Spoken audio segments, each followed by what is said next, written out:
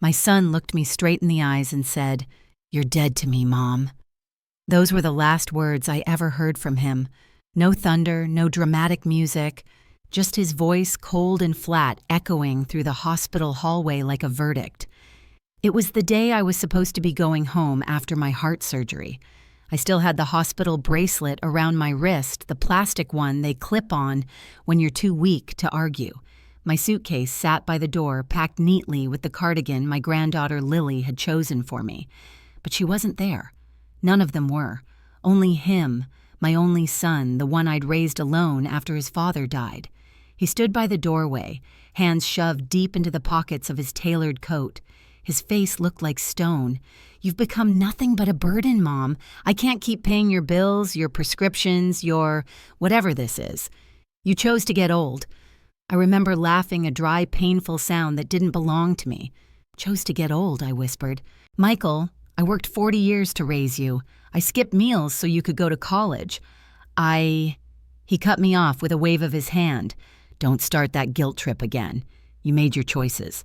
Now I'm making mine." Then he turned and walked away. I sat there in that empty hospital room with the faint smell of antiseptic and chicken broth in the air. The nurse came in all smiles saying, "Your son will be driving you home, right?" I wanted to answer. I wanted to say yes, because that's what mothers say they cover for their children. But I just looked at the window instead, where a streak of sunlight cut through the blinds and hit the foot of my bed. I whispered, "No, he won't." That night, I called a taxi to take me home. The driver, a young man with a tired smile, asked if I'd been visiting someone. I didn't have the heart to tell him the truth that I was the one who'd been left behind. When we reached my small house in Maplewood, I noticed the for sale sign in the yard. My name was still on the mailbox, but my son's realtor card was stapled right under it. He hadn't even waited for me to come home. Inside boxes were stacked against the walls. My wedding photos were gone. The clock above the mantel was missing. Even the old armchair where I used to read was dragged to the curb like trash. For a long minute, I just stood there in the silence. Then I sat on the floor between two half-open boxes and cried the kind of tears that burn your chest more than your eyes. The next morning, I got a call. It was from Lily, my granddaughter. Her voice was soft, almost guilty. "Grandma, Dad says you're gone. He told everyone you didn't make it through surgery." I felt something inside me freeze. "He told people I'm dead." "Yeah," she whispered. He even posted about it on Facebook. He wrote a whole post about how he's grieving, about how proud you'd be of him. My hands trembled so hard the phone almost slipped. "Oh, sweetheart." She started crying. "I didn't believe him, Grandma. I knew it wasn't true. I went by the hospital, but they said you were already discharged. So I called." There was silence on the line for a moment. Then she said something that made my heart ache in a strange, new way. "Dad's planning a funeral." I couldn't speak. A funeral for me while I was still breathing, still blinking, still right there in my little living room surrounded by boxes of my life. The next few days blurred into one long bitter taste of disbelief. I saw the announcement online in loving memory of Margaret Turner, beloved mother, 1949-2024. That was my name. My photo, my life summarized in one fake obituary. People commented things like, "She was such a kind soul," and "Michael, your mother would be so proud of you." Proud of this. It's strange how grief can feel real even when the person isn't dead. Because a part of me did die that week, the part that believed my son still had a heart. But here's the thing. No one knew. Not Michael. Not the people leaving condolences online. Before my surgery, I'd changed my will, quietly, legally, completely. I left the house to Lily. I transferred the remaining savings, $1.4 million, everything from selling the family farm years ago, into a trust under her name. And I added one more detail, that if my death was declared before the proper verification from my attorney, all assets would be frozen. Michael wouldn't see a single cent. So when he planned that grand funeral for his late mother, when he stood there in his expensive black suit pretending to grieve, he didn't know that I was still alive, watching from a distance. I remember sitting in the back of my old friend Nora's car parked across from St. Mary's Church. The sky was gray that morning, heavy with rain. Through the windshield, I saw the floral arrangements, the cars lining the curb, the faces of people I'd known for decades filing inside. And there he was, my son, crying for a woman he wished was dead. I whispered to myself, "Not yet, Michael, not yet." Because if he thought this was the end, he was wrong. It was only the beginning. My name is Margaret Turner, and according to my son, I've been dead for 2 weeks. Funny, isn't it? You spend 75 years fighting to stay alive through loneliness, debt, heartbreak, and then your own child buries you with a few words and a Facebook post. But if we're going to talk about me, let's go back a bit. Back to when I still believed love and loyalty were stronger than greed. I was born in 1949 in a small Ohio town called Maplewood, population barely 5,000. My father worked at the local steel mill, and my mother scrubbed floors at the diner just to put food on our table. I learned early what hard work meant. By 16, I was working double shifts at that same diner, saving every nickel in a coffee tin under my bed. That's where I met Daniel Turner, the man who'd one day become my husband. He was tall, soft-spoken, with grease-stained hands from fixing trucks behind his uncle's gas station. He made me laugh, and for a girl who'd never had much laughter, felt like wealth. We married at 19. 2 years later, Michael was born, our only child. Life wasn't glamorous. We never took vacations to the beach or had fancy dinners. But Daniel and I built our life $1, one dream at a time. He'd work late, I'd keep the house spotless, and little Michael would toddle around in his cowboy pajamas clutching his toy truck. When Daniel died suddenly of a heart attack at 42, my world cracked. But I didn't crumble. I couldn't. I still had Michael, and that boy was everything. I worked 2 jobs, morning shifts at the diner and evenings at the nursing home. My hands smelled like bleach and coffee for 20 years straight. Every time I felt like giving up, I'd look at Michael's college brochures taped to the fridge and remind myself why I was doing it. He was smart, too, graduated from Ohio State with honors. I cried so hard at his graduation, the lady next to me handed me a tissue and said, "Honey, that boy's gonna make you proud." And he did, for a while. He became a financial advisor in Cleveland, wore sharp suits, drove shiny cars. Called me every Sunday sometimes just to ask if I'd taken my pills or watched my favorite show. Those were good years, the kind that make you think maybe all your sacrifices were worth it. But success changes people. Money changes people. Somewhere along the way, my boy stopped calling. The Sunday chats turned into quick texts. The texts turned into silence. I'd call his office and his assistant would say, "He's in a meeting, Mrs. Turner. Can I take a message?" He never called back. When I did get to see him, usually around Christmas, he'd bring expensive gifts, perfume handbags, but never stayed long enough for dinner. I'd cook his favorite pot roast, and he'd say, "Mom, you shouldn't cook. You're too old for all this." Too old. That phrase started slipping into every conversation. He'd talk about downsizing my house, about how a retirement community would be better for you, Mom. At first, I thought he was just worried. But then I noticed how he looked at the house, the same one Daniel and I built with our own hands. His gaze lingered on the antique clock, the piano, the silver set Daniel's mother left us. The last time he visited before everything fell apart, he brought paperwork. "It's just for convenience," he said, "so I can handle your bills and property taxes, power of attorney, that kind of stuff." I remember the way his eyes avoided mine. That's when I knew something was wrong. Still, I signed part of it. Not all, just the section that allowed him to pay bills from my account. He smiled, kissed my forehead, and left. For a while, I convinced myself it was fine. That's what mothers do. We explain away the pain. We tell ourselves he's busy, he's tired, he loves me, just not the way he used to. But when I got sick last year, heart trouble, the doctors called it atrial fibrillation. I needed him more than ever. He visited, once dropped off a bouquet of flowers, and left before the nurse could finish checking my vitals. I remember reaching for his hand and feeling nothing but air. Still, I never imagined he'd go this far. Declaring me dead, erasing me from the world like I was a mistake. That's not the kind of cruelty you can prepare for, no matter how many heartbreaks you've survived. Now I sit here in the small cottage my friend Nora Jenkins owns by the lake, the one she offered me after hearing what happened. She brings me groceries every few days, refuses to let me pay rent. She said, "Maggie, you're not dying. You're planning." She's right. Every morning I take a slow walk along the pier, letting the cold wind bite my cheeks awake. I look across the water and imagine my own funeral, the fake one my son arranged. I picture him shaking hands, accepting sympathy cards, pretending to grieve. And then I think about what's really waiting for him. Because I may be 75, but I'm not helpless. Not anymore.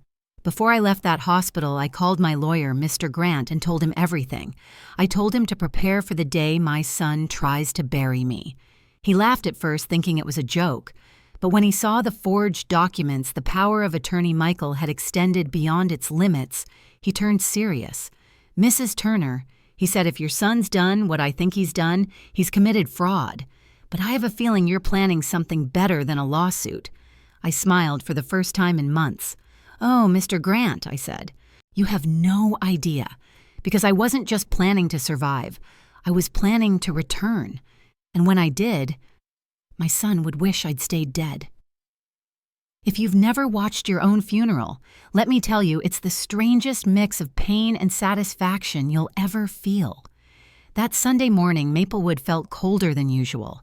A storm had rolled through the night before leaving the streets slick and shining like glass. The church bells at St. Mary's rang slow and heavy, each toll echoing through the fog. From the back seat of Nora's old sedan, I watched the parking lot fill up cars I hadn't seen in years. Cousins from Cincinnati, neighbors from 3 streets over. Even Pastor Henry, who used to bless our Thanksgiving dinners, now stood by the church door, adjusting his collar and shaking hands. They were all here. For me. "Still think this is a good idea?" Nora asked, peeking at me over her glasses. She was in her 60s, sharp as a tack, and the only person who knew I wasn't buried 6 feet under. "Absolutely," I said, my eyes locked on the building. "If my son wants a show, let's give him an audience." She exhaled, shaking her head. "You've got ice in your veins, Maggie Turner." "Not ice," I whispered. "Just experience." At precisely 10 o'clock, the church doors closed. Through the stained glass windows, I could see the faint glow of candles flickering. I imagined the scent of lilies and the echo of my name in the eulogy. I leaned forward in my seat, clutching Nora's thermos of coffee like it was a lifeline. And then, through the open door, I saw him, my son Michael. He wore a black suit that looked like it cost more than my entire house. His hair was neatly combed, his face clean-shaven, but there was something in his expression, something almost rehearsed. He greeted guests with polite hugs and solemn nods, but the corners of his mouth kept twitching like he was enjoying the performance. When he reached the podium, the chatter died down. Everyone waited. "Thank you for coming," he began, his voice trembling just enough to sound convincing. "My mother was a remarkable woman. Remarkable. That's not what he said in the hospital hallway. She taught me about love, sacrifice, and hard work. She gave everything she had for me. I just wish—" He paused, lowering his head dramatically. "I just wish I could have told her how much I appreciated it." Someone sniffled in the front row. Another person whispered, "What a good son." I nearly laughed out loud. He kept talking, weaving this picture-perfect version of me, St. Margaret, the loving mother who passed peacefully, leaving behind a grateful son. Then halfway through his speech, a man in the front pew raised his hand. "Excuse me, Michael," he said. I recognized the voice. It was George Peters, my late husband's best friend, now 78 and half deaf. "Yes, George," Michael replied, a flicker of irritation crossing his face. George cleared his throat. "You said she passed after surgery, right? Because I could have sworn I saw her car parked outside the grocery store 2 days ago." A ripple of murmurs spread through the pews. Michael forced a chuckle. "I'm afraid that's not possible, George. You must have been mistaken." But the tension in the room thickened. Someone else whispered, "I saw her cat last week, too. Looked like it was still being fed." Michael's jaw tightened. "Please, let's stay respectful. This isn't easy for me." Respectful. That word burned. He went on, thanking everyone for their donations to honor my mother's memory. That's when I realized what the entire charade was about. He wasn't grieving. He was collecting. The flowers, the sympathy cards, the money, everything funneled into his account. When the choir began singing Amazing Grace, I couldn't listen anymore. I opened the car door and stepped out into the drizzle. Nora hissed, "Maggie, what are you doing? I just want a closer look." I walked along the church's side path, keeping low behind the hedges. My heart pounded not from fear, but from rage held too long. Through the side window, I could see the casket. My casket. Pale oak polished with a silver plate engraved Margaret L. Turner, 1949, 2024. I stared at it until my throat tightened. Somewhere deep inside, I felt a laugh bubbling up.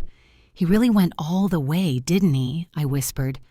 Nora caught up to me, umbrella in hand. "You need to get out of sight. If someone sees you," but it was too late. Through the glass, a face turned toward me. Lily, my granddaughter. Her eyes widened, her lips parting in disbelief. She gasped, pressing a hand against the window. For a long second, we just stared at each other.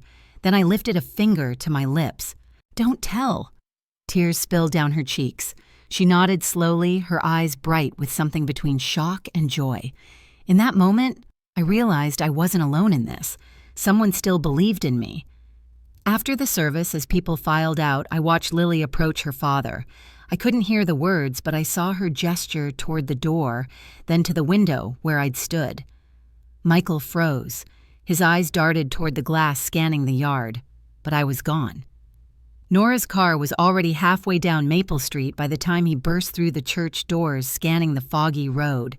"He looked like he'd seen a ghost," Nora said, laughing nervously as she drove. "Good," I murmured, "because one day soon he will." I turned my gaze toward the passing houses, the raindrops tracing streaks on the window. Behind us, the bells of St. Mary's rang again, marking the end of my own funeral. The woman he buried wasn't gone. She was wide awake, and she was just getting started. 3 days after my funeral, I walked into Miller's diner like a ghost who hadn't decided whether to haunt or forgive. The little bell above the door chimed, and for a moment, everyone froze. It was the same diner I'd worked at 50 years ago, same smell of coffee and fried bacon, same cracked leather booths. Only now the waitress behind the counter was young enough to be my great-granddaughter, and my reflection in the window looked like someone else, entirely older, thinner, harder. I'd arranged to meet Lily there. She'd begged me to. "Grandma, please," she whispered on the phone that morning. "Dad's acting strange. He's been tearing the house apart since the funeral. You need to stay hidden." "But sweetheart," I said softly, "sometimes the best way to stay hidden is to walk right into the light." So I did. Lily was already there, sitting in a corner booth, clutching her phone like it might bite her. When she saw me, her face broke into a fragile smile. "You really shouldn't be here. Neither should the dead," I said, sliding into the seat. She laughed nervously. "Grandma, this isn't funny. If Dad finds out—" "Oh, he'll find out," I said. "That's the point."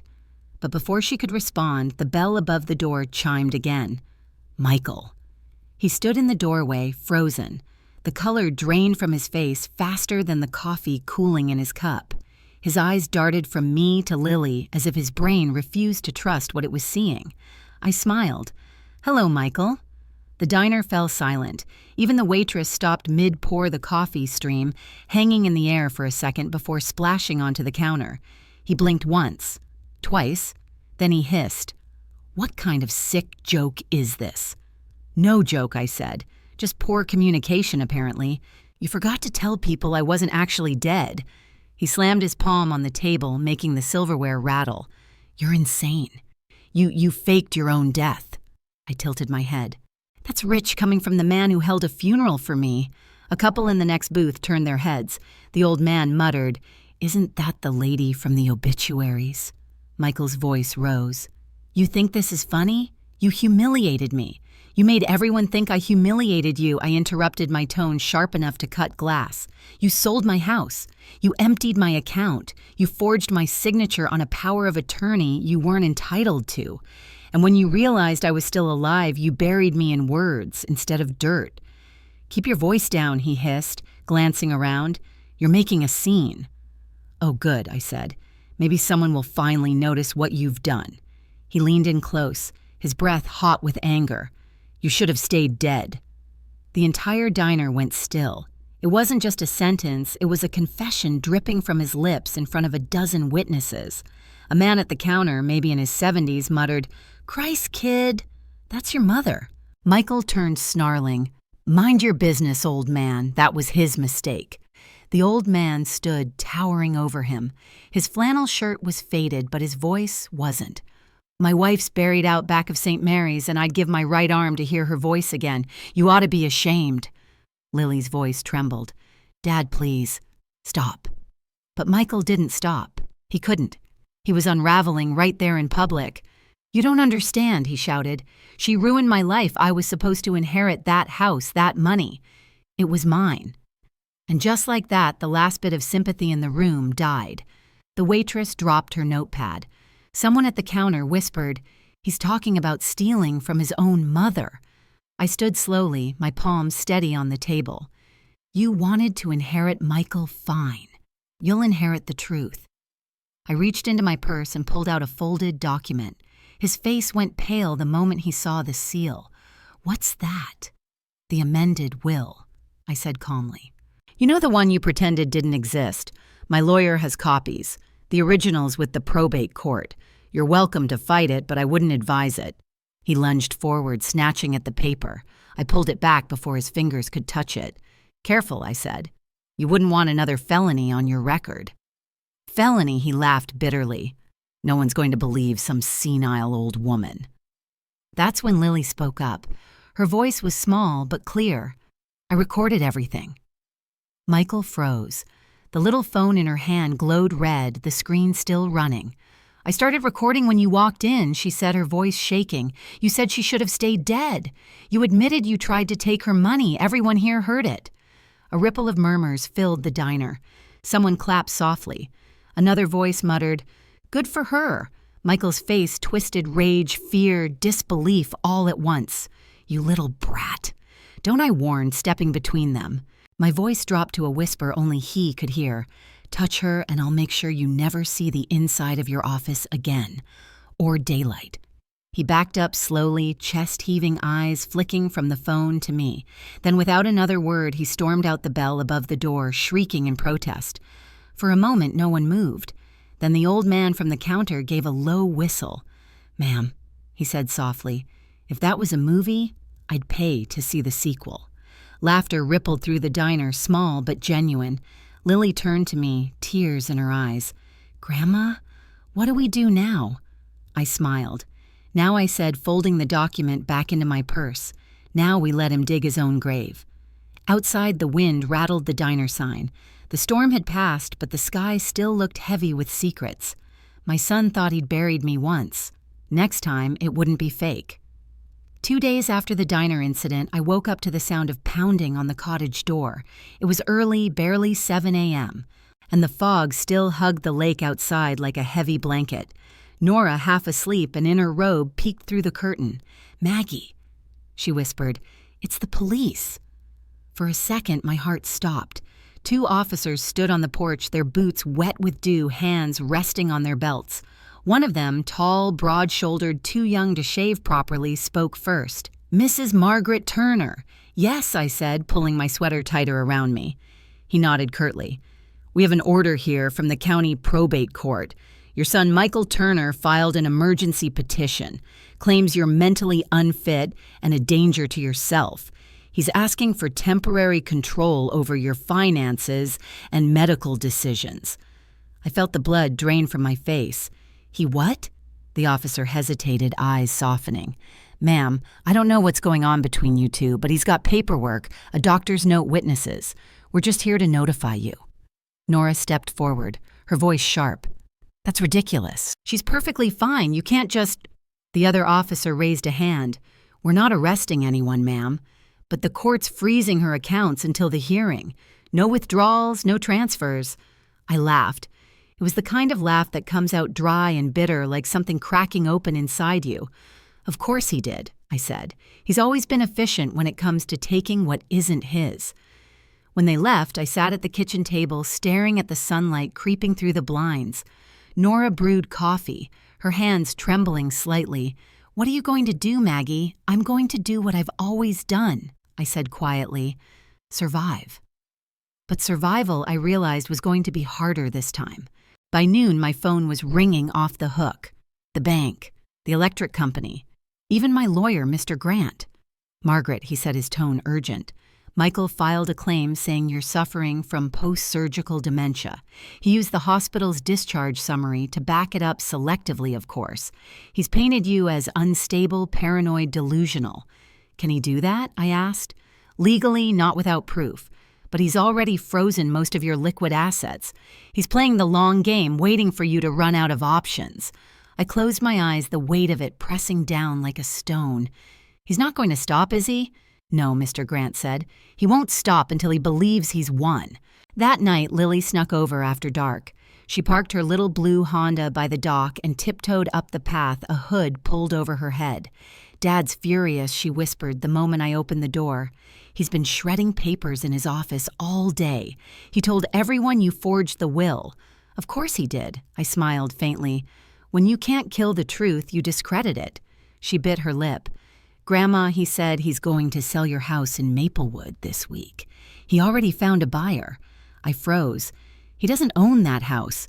"He does now," she said, her voice cracking. "He filed a transfer of deed backdated with your signature.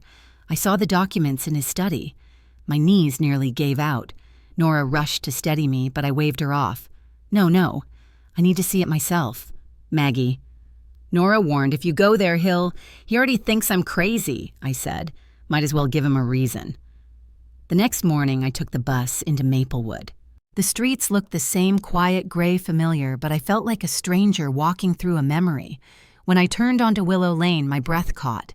There it was, my house. Except it wasn't mine anymore.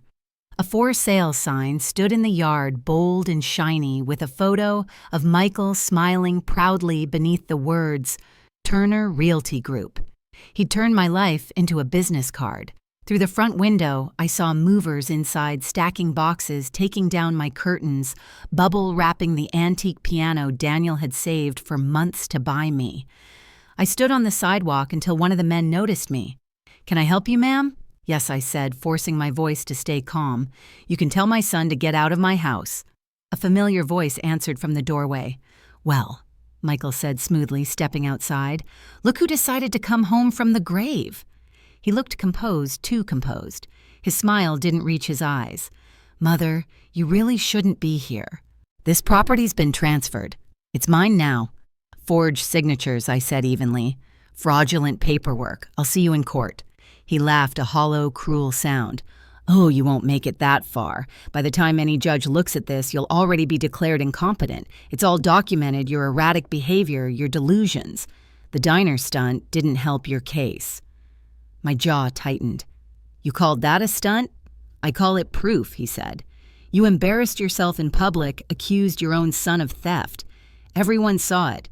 Congratulations, you've built my case for me." I wanted to scream, to tear down the sign, to tell him everything I'd ever held back, but instead I took a breath. "You may have the house, Michael, for now. But remember, this walls can be bought, memories can't." He smirked. "Keep your memories, Mom.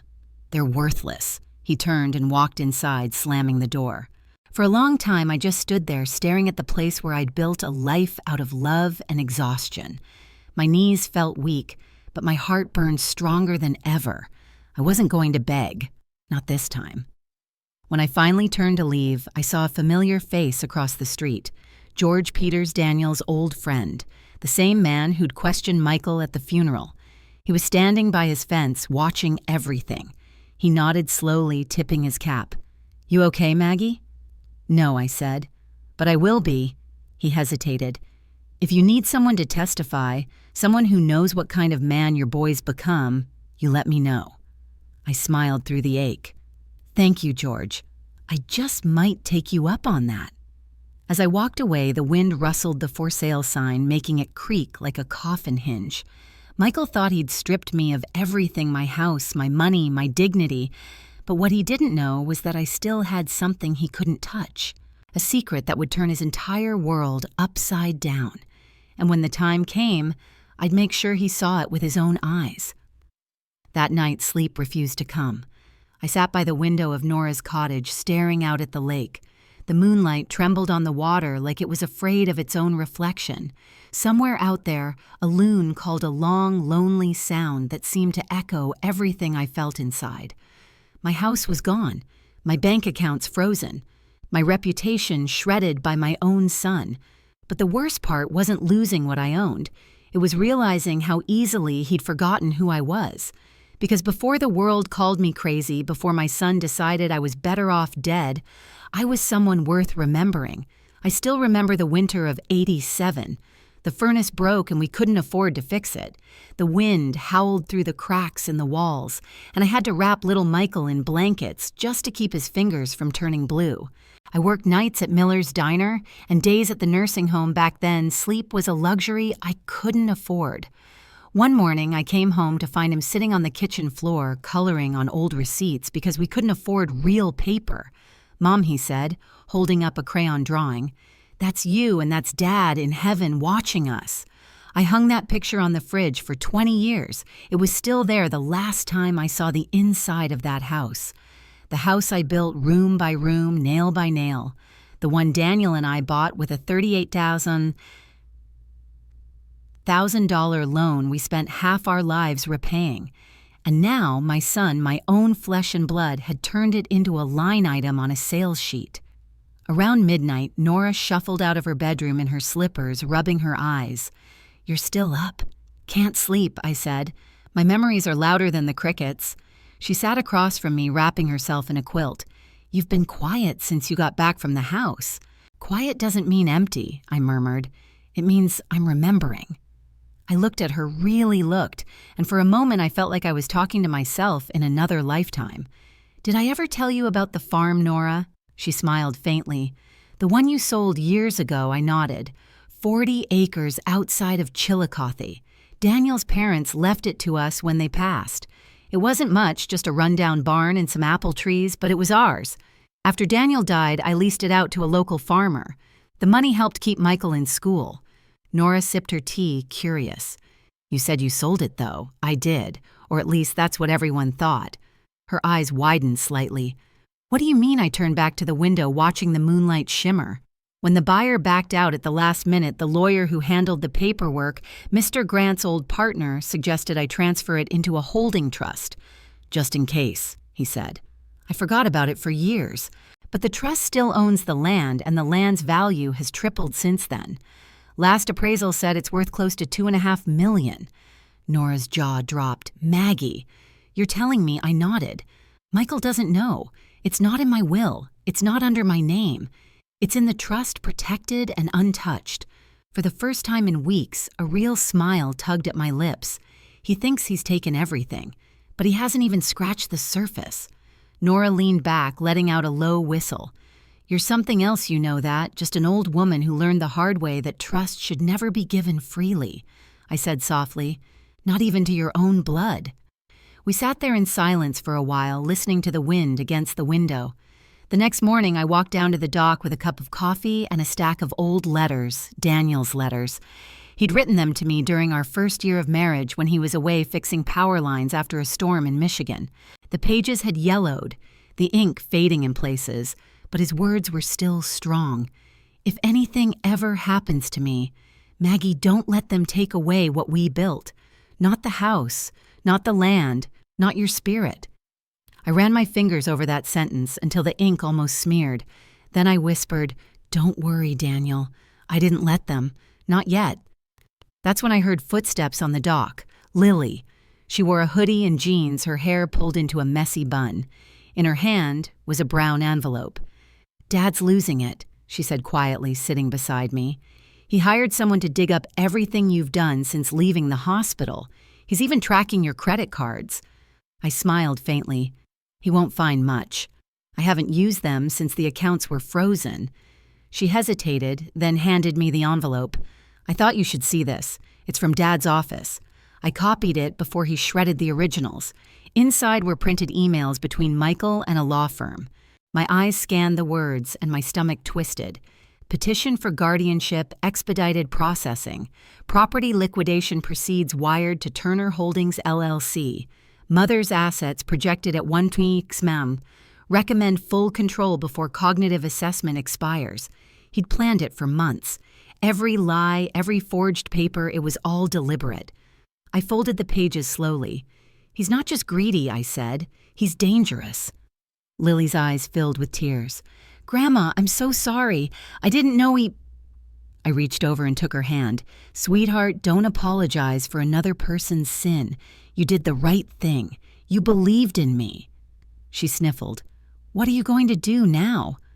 I looked out at the water where the sunrise was starting to spill gold across the ripples. I'm going to remind your father who he's dealing with. By going to court, she asked. I shook my head. No. By telling the truth where it hurts the most in front of the people he's been lying to. Lily blinked. You mean... Yes, I said, a small fire flickering behind my words. If he wants war, he's about to get one. The loons cried again, across the lake, long and haunting, as if they were warning the world that something was coming. Something Michael Turner would never see coming. 2 mornings later, the postman came.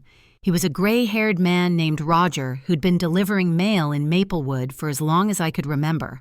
When he saw me standing outside Nora's cottage, his face went pale like he was seeing a ghost. Mrs. Turner, he stammered, clutching the bundle of envelopes. But I thought I know, I said gently. Word travels fast in a small town. I'm not dead, Roger, just misfiled. He gave an awkward laugh and handed me the stack. Well, glad to see you up and about, ma'am. Can't say I've delivered mail to the afterlife before, first time for everything. When he left, I shuffled through the pile, mostly bills. Sympathy cards returned as undeliverable, and one thick, cream-colored envelope. My name was handwritten in blue ink, neat and deliberate. The return address caught my eye, Wilmington and Grant Law Offices, Mr. Grant's firm, but it wasn't his handwriting. I slid it open carefully and out slid a single sheet of paper folded around an old brass key. The letter was short, typed on heavy stationery, per your husband's instructions. This key was to be delivered to you upon the event of your legal death. If you are reading this, then circumstances have changed.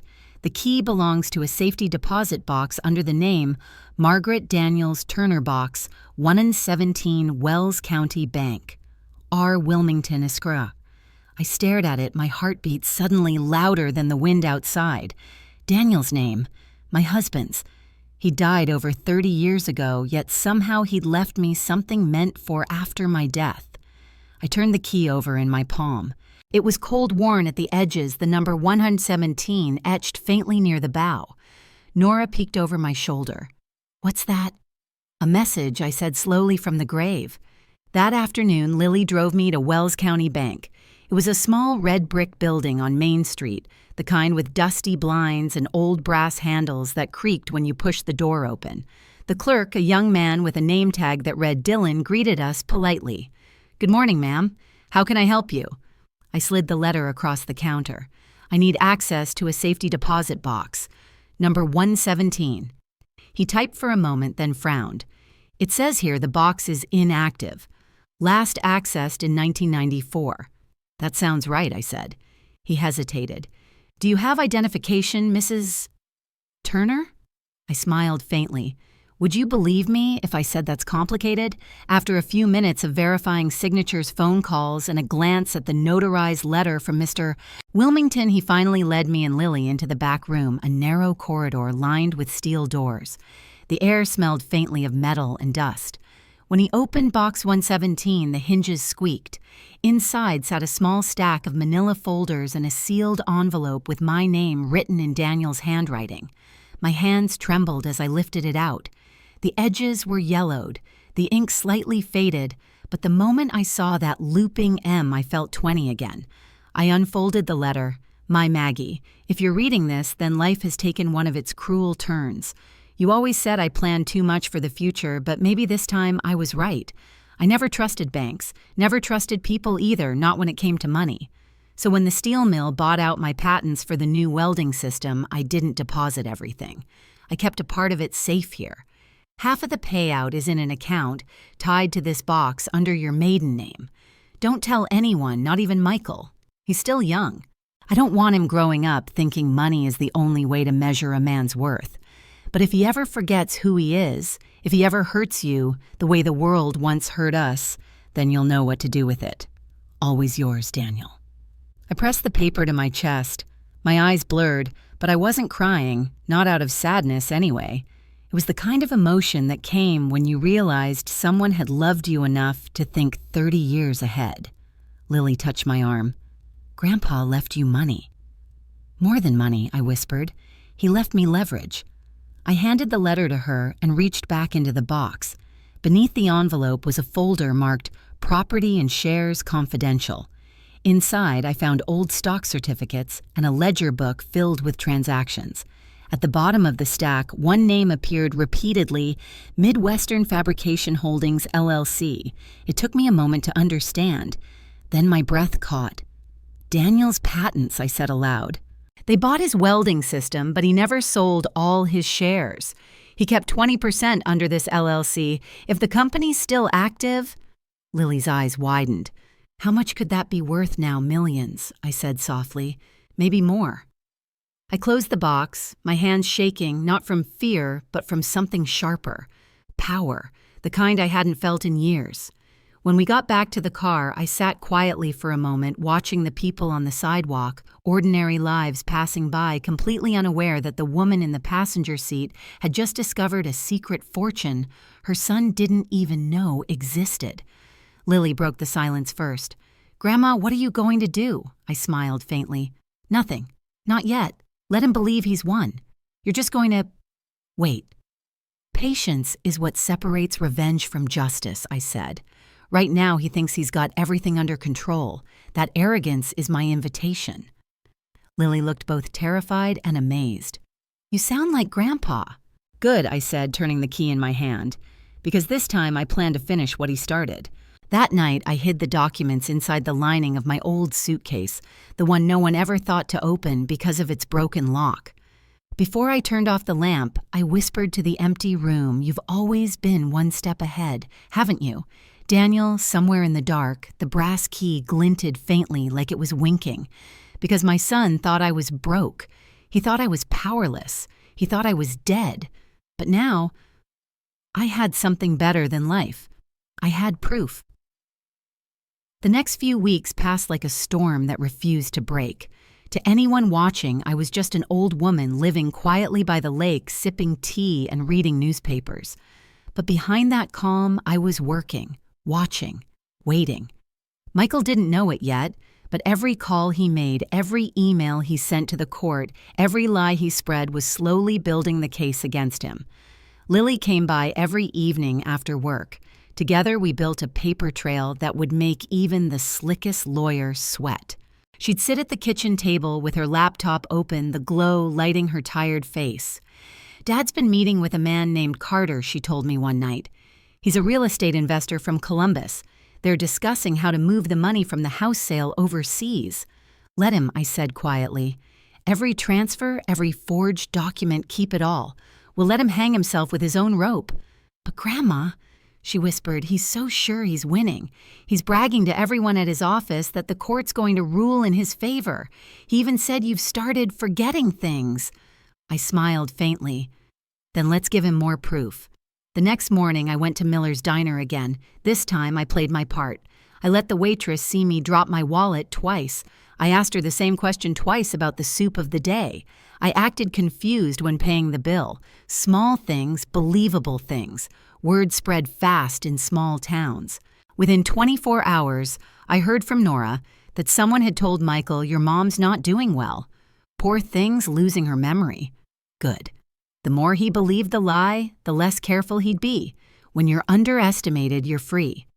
While Michael bragged and plotted, I spent hours with Mr. Grant, my lawyer. He'd moved our meetings to his home office, safer that way, fewer eyes watching. I've reviewed the materials your granddaughter brought me, he said one afternoon. The bank records, the forged deed, the emails, it's all damning. But if we go public too soon, he'll claim we fabricated it. I don't want to go public, I said, not yet. I want him to admit it himself. Mr. Grant raised an eyebrow. And how do you plan to make that happen? I leaned back in the chair, by giving him something too tempting to resist. That night, I sat by the fire and wrote a letter. It took me 3 tries to get the tone right. It had to sound desperate, defeated, believable. Michael, I can't keep fighting. The lawyers, the bills, it's too much. I just want peace. If you'll come by the cottage tomorrow morning, we can talk about transferring what's left. No tricks, no anger, just mother and son. I left it unsigned, just folded it neatly and mailed it to his office. Lily thought I was crazy. You're inviting him here. Alone, not alone, I said. George will be here. And Mr. Grant, both hidden. They'll record everything. The next morning, the sound of tires crunching over gravel woke me before dawn. Michael's black BMW pulled up outside the cottage, sleek and shiny against the gray mist. He stepped out wearing his usual armor and expensive suit, dark sunglasses, and that smirk I'd grown to despise. When I opened the door, he gave me a look halfway between triumph and pity. You finally came to your senses. Come in, I said softly. Coffee's on the table. He glanced around suspiciously as he entered. Nice place. Cozy. Shame it's not yours. I've learned not to get too attached to things, I said, handing him a cup. They tend to disappear. He chuckled. You always were dramatic, Mom. I sat across from him, my hands folded neatly on the table. You wanted control, Michael. You've got it. The court will probably side with you anyway, so let's make this simple. He leaned forward eagerly. I'm listening. I have one last account, I said, my voice steady, small but enough to settle my debts. I'll transfer it to you if you promise to leave me alone after that. He smiled the kind of smile that made my stomach twist. That's more like it. I slid a folded piece of paper across the table. The details are there. Account number, bank, everything. All it needs is your signature. He snatched it up greedily, scanning the page. Finally, you're doing something smart. He didn't notice the tiny black recording pen sitting beside the sugar bowl. He didn't notice the faint click as it started capturing every word. You know, he said, sipping his coffee, I was going to let you keep the cottage. But then I figured, why waste the property? You won't be around much longer anyway. My chest tightened, but I forced myself to stay calm.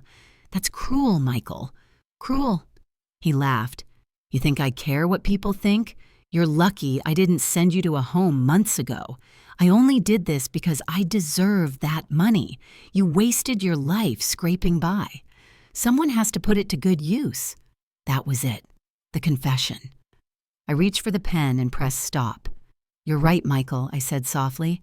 Someone will put it to good use. He frowned. What's that supposed to mean? Before I could answer, the door creaked open. Mr. Grant stepped in, recorder in hand. George followed right behind his phone, still filming. Michael's face drained of color. What the hell is this? I stood slowly. This I said is the truth. You've been stealing, lying, and humiliating me for months. But today you handed me everything I need. He looked from me to Mr. Grant, realization dawning too late. You set me up. No, I said quietly. You set yourself up. I just made sure there was an audience this time. Michael's jaw clenched. He slammed the coffee cup down so hard it cracked. You think anyone's going to believe you? You're old, unstable, delusional. Maybe I said, but recordings don't age. He stood abruptly, rage boiling over. You'll regret this, I smiled. I already did, years ago, when I raised a boy who thought love had a price tag. He stormed out, the sound of gravel spraying behind his car. Nora stepped out from the kitchen, wide-eyed. Maggie, that was dangerous. I exhaled slowly. Yes, but necessary. Mr. Grant looked impressed. You just won yourself a war. I shook my head. Not yet. He still thinks he can spin this. He'll fight until he's cornered. George crossed his arms. And what'll you do? I looked out the window at the empty road. Wait for the right moment to end it. When the world sees who he really is. The quiet war wasn't over. It had only gone public. 3 weeks later, the day of the court hearing arrived. It was supposed to be routine, a simple guardianship review. But in Maple County, nothing about my life was simple anymore. I woke up before sunrise. The sky outside the cottage was a dull gray, the kind that promised rain but never delivered. Nora insisted on driving me, saying, You're not walking into that courtroom alone, Maggie Turner. Not today. Lily sat in the back seat clutching her phone. She hadn't slept much either. She'd spent nights organizing files, printing transcripts, and syncing the recordings to multiple backups just in case something went missing.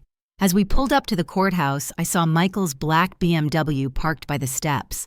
He was already there, surrounded by his lawyer and a woman I didn't recognize, probably one of those medical experts he'd hired to testify that I was losing my mind. He looked confident, polished, smug. When his eyes met mine, his smirk widened, as if to say checkmate. But the thing about people like Michael is they never notice the game's already changed until the last move. Inside the courtroom smelled of wood polish and dust. The judge, a gray-haired man named Harold Sims, looked like someone who'd spent 40 years trying to keep families from tearing each other apart and failing more often than not. We took our seats. Michael's lawyer stood first. "Your Honor, my client is here today out of concern for his mother's well-being. Mrs. Turner has exhibited erratic behavior paranoia and cognitive decline since her hospitalization. She's been mismanaging funds, endangering herself, and making delusional claims about her deceased husband's assets." He said it smoothly, like he was reciting a weather report. Judge Sims nodded. "And your evidence?" The lawyer gestured to a folder, medical assessments, financial records, and statements from community members attesting to her confusion. It took everything in me not to laugh. Confusion. The only confusion here was how my son thought this plan would actually work. When it was our turn, Mr. Grant stood calmly. "Your Honor, my client is 75 healthy and very much capable of managing her own affairs. In fact, she's brought several documents that contradict every claim Mr. Turner has made." Michael rolled his eyes. "Oh, please." Mr. Grant ignored him and continued. "First, we'd like to enter into evidence this audio recording taken at Mrs. Turner's residence on April 14th. The bailiff pressed play. Michael's voice filled the courtroom, clear and undeniable. "You won't be around much longer anyway. I only did this because I deserve that money. You embarrassed yourself in public." Every word hit like a hammer. The silence afterward was heavier than stone. Even the judge's pen stopped moving. Michael shifted uncomfortably in his chair, color rising in his cheeks. "That's taken out of context," he blurted. "She provoked me." Mr. Grant tilted his head. "Provoked you to admit financial exploitation on record." Michael's lawyer whispered something in his ear, but he shoved him off. "She's manipulating everyone." "This is all fake." Lily stood up. "Then how do you explain these emails?" She walked forward, her hands trembling slightly, but her voice clear. "These are copies of correspondence between my father and his associates arranging the sale of my grandmother's home using forged signatures. I pulled them from his office computer myself." She laid them on the judge's desk. For a moment, the only sound in the room was the slow turning of pages. Judge Sims finally looked up. "Mr. Turner, these emails include your name, time-stamped logins, and routing numbers to a company account you control. Are you denying this?" Michael's face was bright red now. "This is a setup." "She's lying. She's your daughter," the judge said flatly. "You're calling your own child a liar under oath." Michael froze, words dying in his throat. I sat still, hands folded neatly in my lap. I wanted to look at him to meet his eyes, but I didn't. I just watched the judge, calm and quiet. "Let him speak for me." Mr. Grant wasn't finished. "Your Honor, we also have documentation confirming a concealed asset, a trust created by Mrs. Turner's late husband, Daniel Turner. The trust predates any current will and includes substantial holdings that remain under her legal control. In short, my client is not financially unstable. She is in fact quite solvent." Gasps rippled through the courtroom. Michael turned toward me stunned. "You're lying. You don't have anything left." Finally, I looked at him. "You should have paid more attention to your father's lessons, Michael. He always said, never assume you've counted all the money in the room." The judge rapped his gavel. "That's enough." He adjusted his glasses. "Based on the evidence presented, including the audio admission, the forged documents, and the undisclosed trust, this court finds that Mrs. Turner is of sound mind and fully capable of managing her estate. Mr. Turner's petition for guardianship is denied." The sound of the gavel striking wood echoed like thunder. Michael shot to his feet. "You can't do this. She's lying. They're all lying." Two bailiffs stepped forward as he slammed his briefcase shut. One of them murmured, "Sir, you need to calm down." But he didn't. His voice cracked with rage. "You're ruining my life for this woman. She was supposed to be gone." I stood slowly. "You already buried me once, Michael. But you didn't dig deep enough." The room fell silent again. He looked at me like he didn't recognize me anymore. Maybe for the first time in his life, he was seeing me not as a frail mother to manipulate, but as someone who'd outsmarted him. The judge dismissed the session. Reporters waiting outside started asking questions before we even made it down the steps. I ignored them all. Nora drove us home in silence, her knuckles white on the steering wheel. Halfway back to the lake, she said quietly, "You did it, Maggie. You actually did it." I looked out the window at the trees passing by the leaves trembling in the wind. "Not yet," I said softly. "He's lost the case, but he hasn't learned the lesson." Lily turned from the back seat, eyes wide. "What lesson?" That sometimes, I said, the only way to teach someone the value of love is to make them live without it. The road curved the clouds, broke, and sunlight spilled across the dashboard. The war was almost over, but the reckoning that was still to come. The courthouse victory didn't bring peace. It brought silence, the kind that hums in your bones when something bigger is still coming. For days after the hearing, Michael disappeared. His phone was disconnected, his office shuttered. Lily said his coworkers claimed he'd taken a leave of absence. I knew better. Shame doesn't take vacations. It hides until it can turn into something worse. Nora told me to rest, but rest felt impossible. I kept thinking about Daniel's letter about that line I couldn't forget. "If he ever hurts you, you'll know what to do with it." I did know, and I was finally ready. That morning, I called Mr. Grant and asked him to meet me at the Maplewood Community Center, the same hall where Michael used to host his charity dinners. I told him to invite the local paper, a few of Michael's former clients, and the bank manager from Wells County. He hesitated. "You're planning something, aren't you?" "Yes," I said. "The truth deserves a stage." By 3 o'clock, the room was filled with people. Old neighbors, family acquaintances, even Pastor Henry. I stood by the podium, clutching Daniel's brass key in my hand like a relic. Mr. Grant nodded to me from the corner. "They're all here." I took a deep breath. "Good." The doors opened. Michael walked in. He looked terrible. His suit was wrinkled, his eyes hollow, but the arrogance was still there, buried under the exhaustion. "What is this, Mom?" he demanded. Another performance, I gestured toward the seats. "Sit down, Michael. You've been writing my obituary for months. I thought you might like to hear the real story for once." Murmurs rippled through the crowd. He didn't move. "Fine," I said, straightening my shoulders. "Then I'll tell it without you." I opened the folder on the podium. 32 years ago, my husband Daniel Turner invented a welding process that revolutionized manufacturing across the Midwest. He sold the patent, but not all his shares. He kept 20% in a trust under my maiden name. That trust still exists. It's now valued at nearly $15 million. Gasps echoed through the hall. Michael's jaw dropped. "You're lying," he said. "That's impossible." I looked at him. The account statements say otherwise, and the Wells County bank manager sitting right there can confirm it. The manager, an older man with glasses, nodded. "It's true. We verified the holdings last week." Michael's face went white. You hid this from me.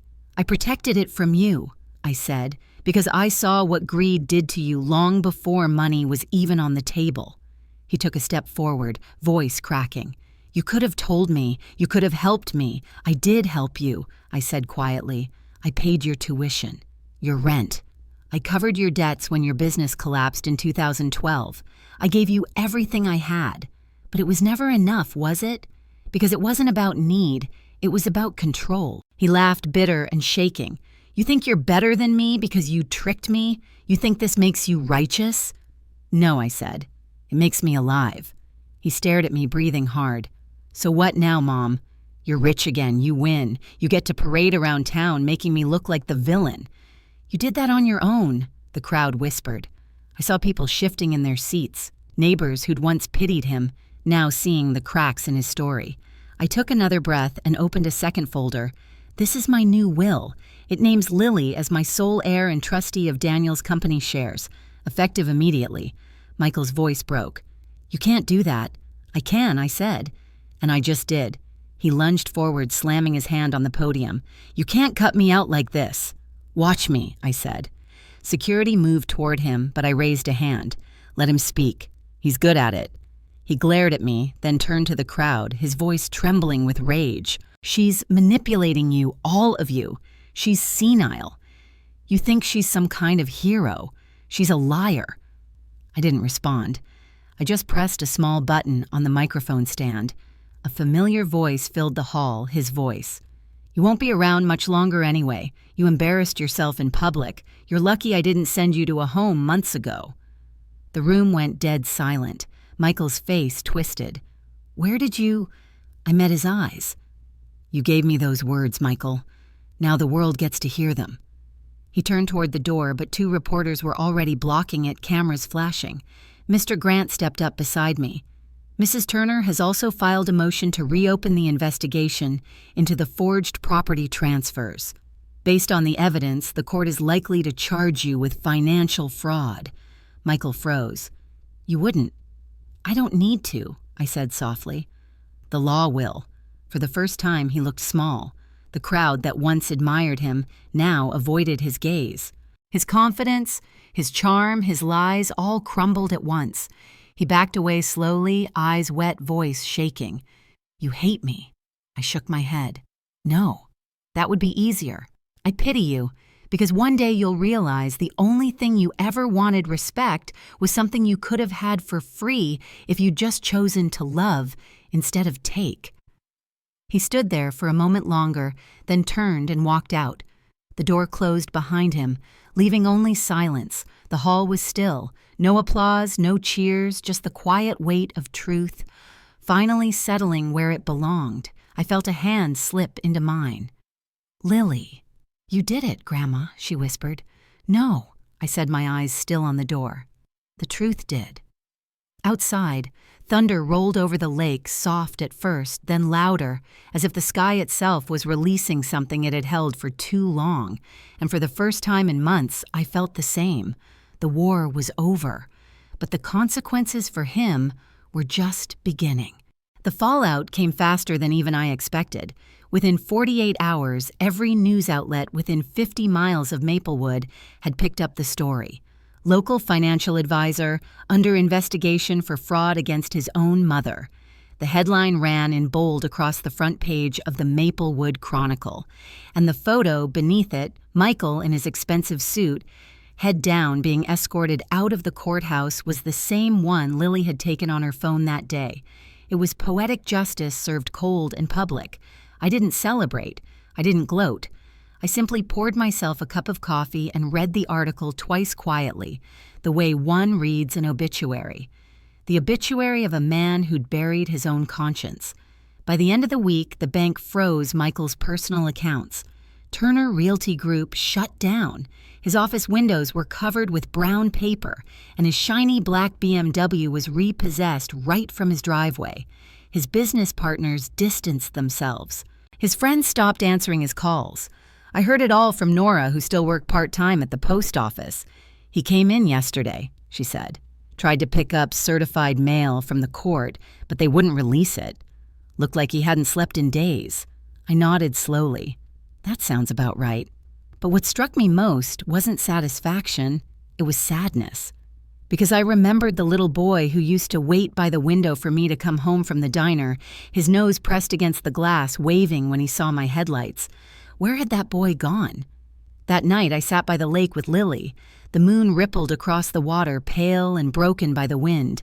"Grandma," she said softly, "do you ever feel bad for him?" I took a long sip of tea before answering. Feeling bad isn't the same as forgiving sweetheart. I pity him, yes. But forgiveness— I shook my head. "That takes honesty, and he's not there yet." She looked at me uncertain. "Do you think he'll ever change?" "People only change when they lose something they can't replace," I said. "He's about to learn that lesson." The next morning, I got a call from Mr. Grant. "It's official," he said. "The district attorney's filing charges, falsification of documents, financial coercion, and fraud. They'll likely seek restitution for the sale of your home." I closed my eyes. So it's done. Yes, he said gently. And they've approved the reinstatement of your property rights. The Maplewood house will return to your name within a week. I thanked him and hung up. The weight I'd carried for months began to lift, but in its place came something heavier, the realization that winning didn't undo what was lost. 2 days later, a knock came at the cottage door. When I opened it, Michael stood there. He looked nothing like the man from the courtroom. His once perfect hair was unkempt, his clothes wrinkled, his eyes bloodshot. He smelled faintly of rain and regret. "Mom," he said quietly, "can I come in?" For a long moment, I said nothing. Then I stepped aside.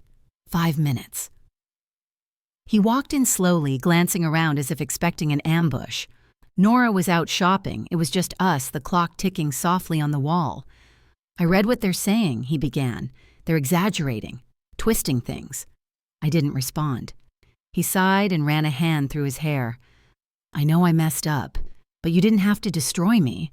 I stared at him. "Destroy you?" "You did that the moment you stood over my coffin and called it love." He flinched, his mouth opening and closing, words failing him. "I tried to be the kind of mother who gave too much rather than too little," I said.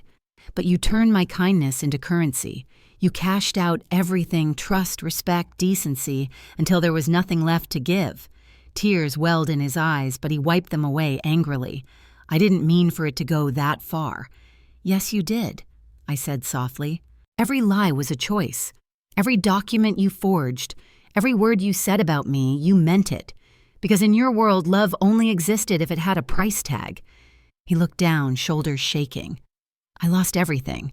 "No," I said, my voice steady. "You lost everyone." The silence between us stretched like a wound. Finally, he looked up. "What do you want me to say? I don't want your words, Michael," I said. "I want you to live with the truth. The one thing you buried deeper than me." He blinked hard. "And what's that?" "That you didn't just betray your mother," I said quietly. "You betrayed the man your father hoped you'd become." For a second, something inside him broke. His jaw trembled. He covered his face with both hands, his voice cracking. "I just wanted to matter," he whispered. The anger in me softened, but only a little. "You did matter," I said. "You just stopped believing it when the money ran out." He dropped his hands and looked at me like a man standing on the edge of something vast and empty. "Can I ever fix this?" "Maybe," I said, "but not with me. You can start with your daughter. She still sees the boy I once did." He swallowed hard, nodded once, then turned toward the door. Before he left, he stopped and glanced back. "I'm sorry, Mom." I wanted to say something, anything, but the words caught in my throat, so I just nodded. When the door closed behind him, the cottage felt smaller but lighter somehow. That night, Lily called. "He came to see me," she said softly. "He cried. Grandma, I've never seen him cry before." "Maybe that's a start," I said. "Maybe this time the tears mean something." I hung up and sat by the fire, the flicker reflecting in Daniel's brass key still hanging from the mantel. The lake outside was quiet, calm, forgiving like it always had been, long before greed and lies had tried to drown us all. For the first time in years, I let myself breathe without fear. Michael had lost everything, the money, the house, the reputation. But maybe that was the only way he'd ever learn what truly mattered. Justice had been served. But the deeper punishment, the real one, was already working its way into his heart, the long, lonely echo of what he'd thrown away. Sometimes the cruelest revenge isn't taking everything from someone. It's showing them what life looks like without love. A month passed, then another. Summer came to Maplewood, quiet, golden kind. The lake shimmered each morning and the air smelled like lilacs and rain. The town had already moved on from the scandal, as small towns always do. People needed new gossip, new stories, new lives to talk about. But mine finally was my own again. The house on Willow Lane was restored to my name. When I walked through it for the first time after everything, the air still held the faint scent of my old life.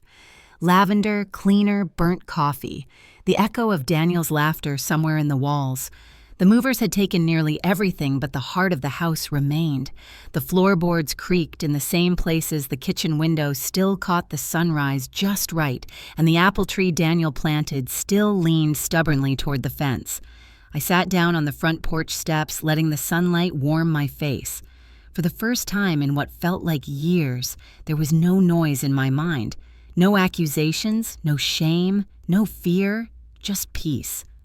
Lily arrived later that afternoon, her arms full of groceries and a smile that reminded me of everything I still had. "I got your favorites," she said, setting down a bag of oranges and coffee beans. "You're not allowed to live off instant noodles anymore." I laughed. "You sound like your grandfather." She grinned. "Then I'm doing something right." We spent the day cleaning, talking, making the house feel alive again. She told me she'd started looking at colleges out of state, somewhere near the coast. "I need a fresh start," she said. "You deserve one," I told her. "And when you go, don't ever let anyone tell you what you can't be. You've already lived through more truth than most people ever face." She hugged me tight. "You're my hero, Grandma." "No," I said softly. "I'm just proof that you can survive what should have broken you." That night, when she'd gone home, I brewed a cup of tea and sat by the window, the same window where I used to watch for Daniel coming home from work. The town lights twinkled in the distance, and the faint sound of laughter drifted from the diner down the street. For a moment, I imagined him sitting beside me, his hand warm around mine. "You were right," I whispered. "Planning for the future wasn't foolish after all."